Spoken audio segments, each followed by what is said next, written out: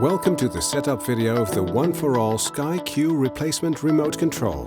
This video will explain how to set up your remote by code.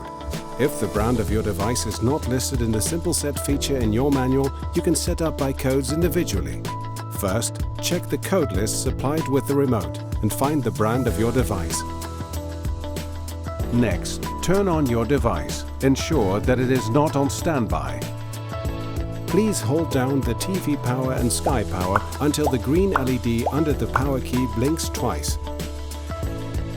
If you are setting up an audio device, hold down the volume up and down button until the amber LED blinks twice. For a media box, you can use the channel up and down buttons and the power LED will blink red twice. Now enter the first 4-digit code listed for your brand. You can check the list supplied by your one-for-all remote. For this example, it is 4142 for a Technica TV.